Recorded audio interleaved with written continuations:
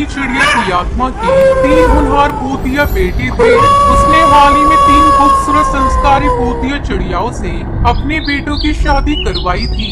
आज उन तीनों बहुओं को एक साथ घर में गृह प्रवेश होता है। अगले दिन उनकी सास पोतिया टूनी चिड़िया की आत्मा अपनी तीनों बहुओं को बुलाती है। टुनटुनी, सुंदरी, पिंकी, कहाँ गई तीनों की तीनों नई बहुएं? जरा अपनी दर्शन भी दे दो। जी माँ जी, हम आ गए। जाओ जाकर अपनी पहली रसोई में खाना बना कर लाओ। जिसका खाना अच्छा होगा उसे मैं ये पुश्तैनी कंगन दूंगी। ठीक है माँ जी, मैं जाती हूँ खाना बनाने। माँ जी, मैं तो खीर बनाऊंगी। खीर तो मैं बनाने वाली थी, तुम कुछ और बना लो। अरे मैं क्यों ना बनाऊं? मैंने तो बहुत पहले से सोचा था, मुझे अच्छे से बनाना भी आता है। मैं तो यही बनाऊंगी, आप अपना कुछ और डिसाइड कर लीजिए। चलो अच्छा है, मैं तो कुछ और भी बना लूंगी। सोच रही हूँ शाही पनीर बनाने। जेठानी जी, अगर आप ये बनाएंगी तो मैं क्या बनाऊंगी? मैंने बहुत पहले से ही सोच रखा है। नहीं, आप अपनी डिश चेंज कीजिए। बंद करो तुम तीनों की तीनों भूतिया बहुएं आपस में लड़ना। आराम से डिसाइड करके खाना बना लो। जरूरी है पानीपत की लड़ाई यहाँ करना। तीनों बहुएं रसोई में जाकर अपना खाना बनाने की तैयारी करती हैं। कोई गाजर छीलती है तो कोई आटा गूंथती है। वहीं तीनों गैस पर अपना पतीला लेकर लड़ने लग गई थी।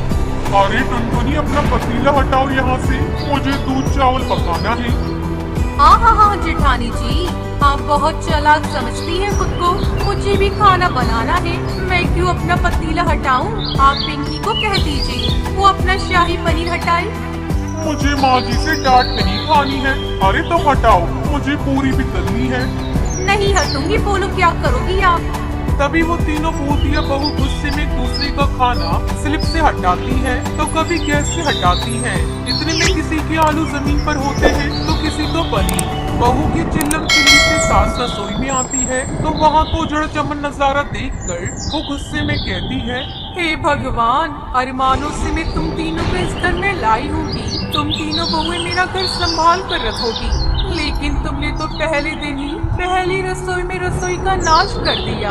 मुझे पहले ही समझ जाना चाहिए था जब तुम बाहर लड़ रही थी। ऐसे तो तुम तीनों ने बना लिया खाना, जरा रसोई को तो देखो क्या हाल किया है तुमने।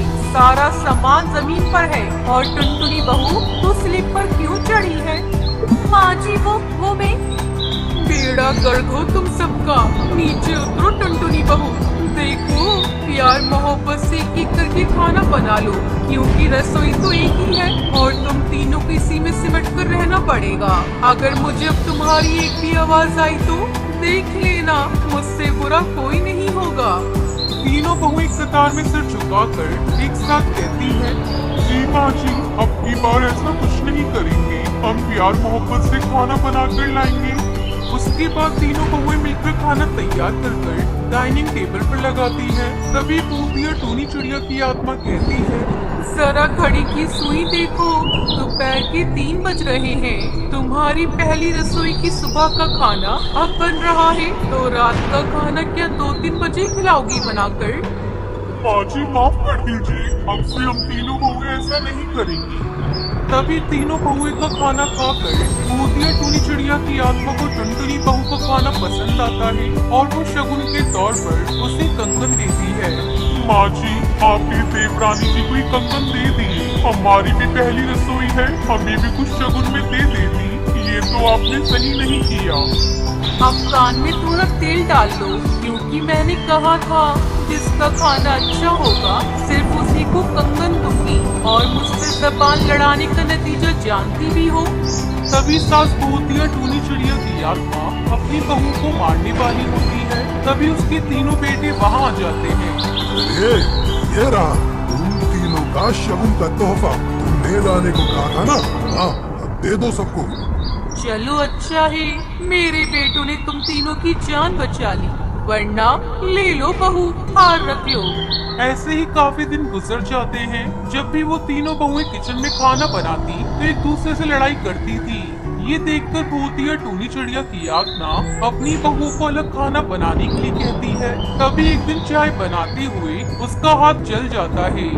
अरे मर गई रे, 3-3 बहू बहुएं होने के बावजूद मुझे ये सब देखना पड़ रहा है। ये सुनकर तीनों बहू को अपनी गलती का एहसास हो जाता है और वो अपनी सास से कहती हैं, माँ जी हमें माफ कर दीजिए, ये सब हमारी वजह से हुआ है। अब हम तीनों एक साथ ही खाना बनाया करेंगे।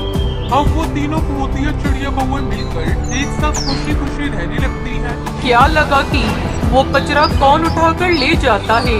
तुम्हारे गांव में तो कभी कचरे की गाड़ी भी नहीं आती। वो मैं ही थी जो कई दिनों से वो कचरा खा रही थी, लेकिन अब कचरा खा खा कर मुझे तकलीफ होने लगी है। इसलिए मैंने तुम पक्षियों को सबक सिखाने के लिए ये सब कचरा यहाँ उगल दिया है।